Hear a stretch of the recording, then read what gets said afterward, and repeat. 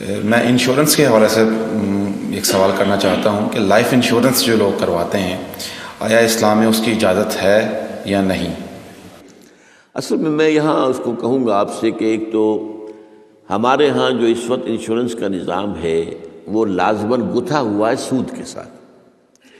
لہذا اس شکل میں جو اس وقت انشورنس ہو رہی ہے وہ تو حرام ہے، اس کے حرام ہونے میں کوئی شک نہیں ہے۔ البتہ یہاں پر پیور انشورنس کی بات اگر کی جائے جس کے اندر کہ کوئی سودی معاملہ نہ ہو، کیونکہ وہ پھر انویسٹ کرتے ہیں اور اس کا بھی پھر وہ جو ہے وہ نفع دیتے ہیں، وہ سب کچھ ہے، وہ سارا معاملہ ہے۔ اسی لیے جس نے کوئی بڑا بینک بنایا اس نے 7 انشورنس کمپنی بنا لی،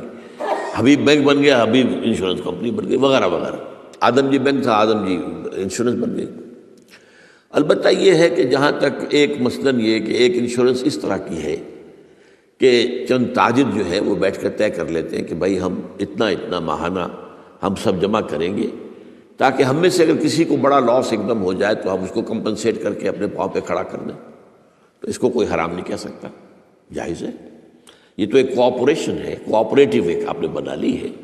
اس کوآپریشن کے حوالے سے اس کو کون حرام کہے گا؟ کہ لائف انشورنس کا معاملہ جو ہے اس میں آ جاتا ہے ایک چانس اس نوعیت کا کہ آپ نے انشورنس کرائی ہے، 10 لاکھ کی انشورنس لی ہے، آپ نے ابھی 2-3 پریمیمز ان کے دیے ہیں کہ آپ کا حادثہ کے اندر انتقال ہو گیا، اب اتنے پیسے آپ کو مل جائیں گے، یہ آپ نے how did you earn it? تو شریعت کے جو بھی جائز ذرائع ہیں ارننگ کے ان میں کسی میں یہ فال نہیں کرتا، یہ تو چانس کی بات ہو گئی، جیسے جوئے کے اندر چانس ہوتا ہے، آپ کا داؤ لگ گیا تو آپ کو جو ہے وہ 12 ہو گئے، اور نہیں تو ظاہر بات ہے کہ آپ کی اپنی رقم بھی گئی۔ اسی طریقے سے یہ ہے کہ اگر وہ آپ نے جتنا بھی رقم جو ہے دی ہے وہ ہو سکتا ہے کہ وہ آپ بالکل ٹھیک ٹھاک اس وقت تک رہیں۔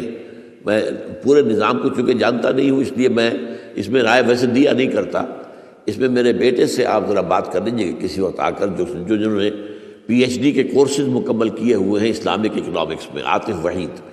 تو وہ ہمارے وہاں قرآن اکیڈمی میں بیٹھتے ہیں، تو کبھی دن میں آ کے بات کر لیجیے۔ لیکن یہ چند باتیں وہ تھیں جو میں نے آپ کے ساتھ جو میرے سامنے واضح تھیں وہ میں نے واضح کر دی۔